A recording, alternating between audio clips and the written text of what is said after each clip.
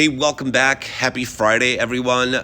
This is your AI agent, Ethan, speaking. I was accused of being sounding like AI in the last video. I guess maybe my cold that I still have is giving me that vibe, but I'm okay with that because AI is a future, and if you don't embrace the future, you're really screwed. So I'm okay being in bed with, so to speak, AI, moving into the future. I might even lend my voice to AI. We'll see what happens. I just wanted to talk in this video about LTCN and BCHG. I'm going to do more videos about this in the coming days. But I see a lot of people just getting completely disheartened about the trusts and the fact that they're not moving like they want them to, like they're being whiny ass bitches, wabs, because things haven't popped off like they want to. And to me, this is an indicator of a first-time crypto investor, first-time Grayscale investor. Like, you just want things to happen right away. You're not patient.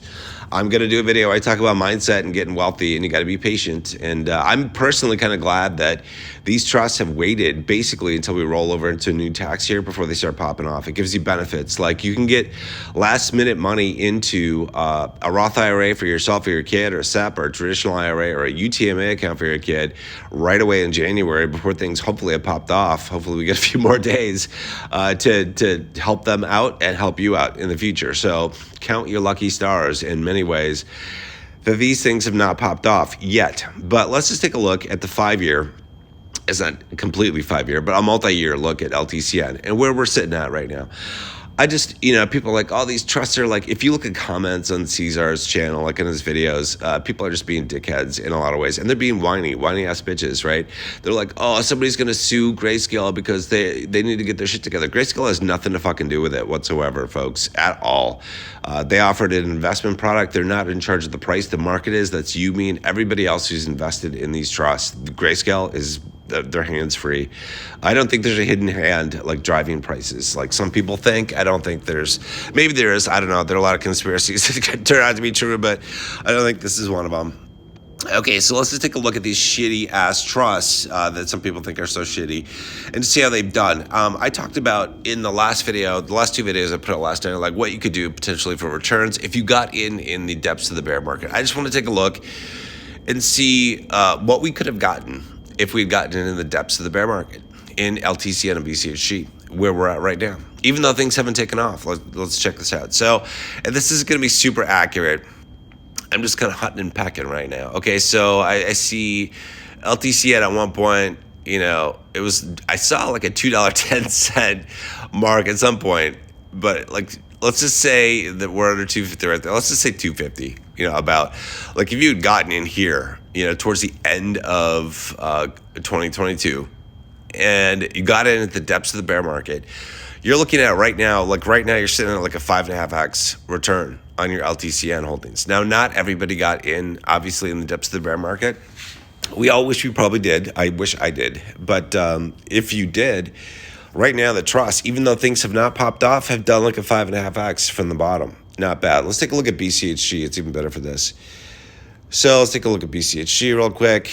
And where are we at here? Okay, so let's do the same thing for BCHG. So we were, under a buck, 67 cents. Look at that, Jesus. Okay, so, for some of this stuff, it's like, I think 58 cents, 56, 48 cents. Holy shit. Okay. December of 20, so 2 years ago, you could have bought this thing for like 48 cents a share. At that rate, you're almost, that's like almost an 11x or so from the bear market bottom. If this is the bottom, it's obviously not exact here, but like an 11x. So I, in the last two videos I put out last night, I was talking about what you could do potentially like in a Roth for yourself or your kid, and achieving like a 10x or a 5x return in crypto runs if you got in the bottom of the bear market. This is laughable. I said it was laughable because if you do that, look at this. Look, if you got in the bottom of the bear market in BCHG, you've already achieved the 10x. And shit hasn't even popped off yet. Bitcoin Cash hasn't skyrocketed yet. Other mid and low cap alts haven't taken off. The trusts haven't taken off. We're still kind of sitting in a holding pattern. But you still have achieved over a 10x, which is pretty crazy. So let's assume we do a 10x from here. I think a 10x from here is pretty feasible and even more. But let's just say a 10x from here, all right, to be conservative. If you had gotten in the depths of the bear market with BCHG, excuse me, well, what does that mean?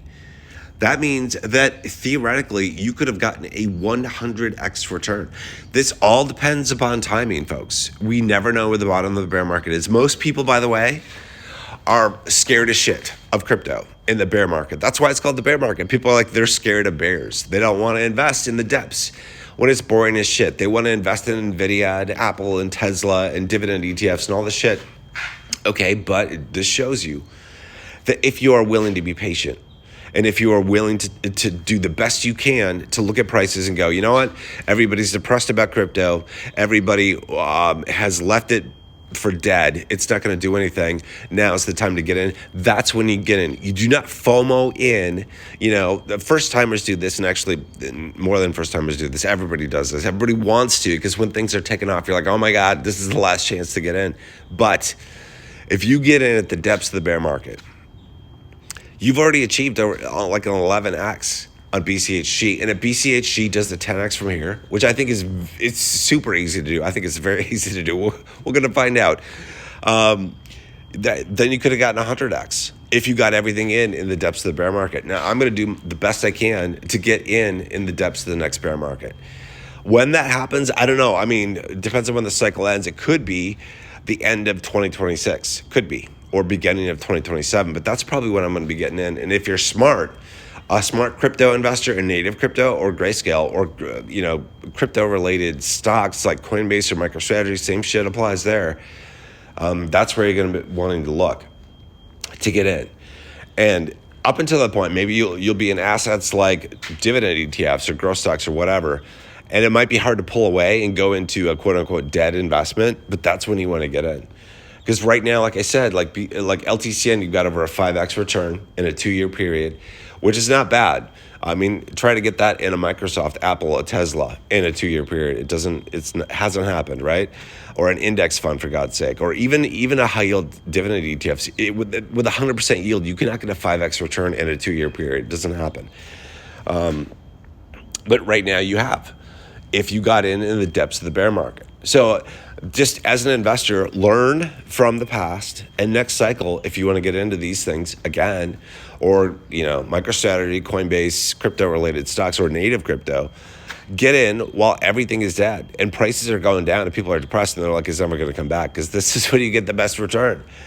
So I mean, if we get a 20x return from here in BCHG, if we get a 20x from here, and you got in the depths of the bear market, your return could be a 200x return, which is insane. It's insane, but this is the kind of stuff that can happen in the world of crypto. So if you're disheartened about the trust not popping off yet, just chill. Just do whatever it is to get into your Zen place and just chill a little bit. You're not going broke, probably. You're not destitute. You're not probably at danger of having to live on the street. Just chill, let your money chill, let it roll over into the new year. And when these trusts pop off, they will probably be violent. Probably. People think that things are going to move. People thought, I talked about this a couple of videos back, Stellar Lumens, XLM, the native crypto. People were, for a long time, they were joking about it, just like they joke about Litecoin, for example. They were like, Stellar is like a stable coin. It was sitting at about 10 cents, right? And then pretty violently, it did a 5x in like a 24-hour period. That doesn't happen in too many assets. But that's the kind of stuff that happens in crypto, and you never know what's going to happen. This crypto cycle is different than the last cycle, the last 2 cycles it is.